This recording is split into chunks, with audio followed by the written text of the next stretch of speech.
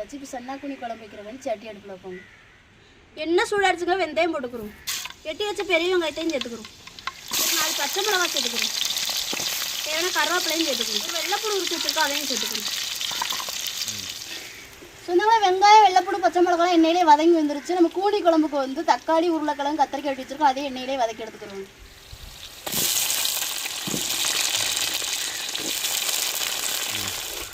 சொன்னாங்களே வெங்காயம் வெள்ளைப்பூடு பச்சை மிளகாய் கத்திரிக்காய் உருளைக்கிழங்குலாம் எண்ணெயிலே வதங்கி வந்துருச்சு. நம்ம மசாலா சேர்த்துக்கிறோங்க. மஞ்சள் சேர்த்துக்கிறோங்க, மிளகாத்தூள் சேர்த்துக்கிறோங்க, குழம்பு மசாலா சேர்த்துக்கிறோங்க.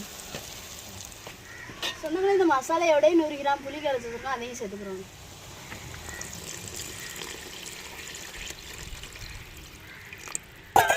சொன்னாங்களே குழம்பு நல்லாவே நம்மளுக்கு கொதிச்சு வந்துருச்சு. சுத்தம் முடிச்சிருக்கு சன்னாக்குனியை குழம்போட சேர்த்துக்கிறோம்.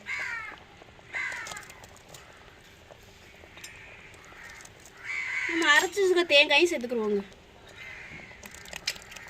குழம்புக்கு தேவையான உப்பு சேர்த்துக்கிறோங்க.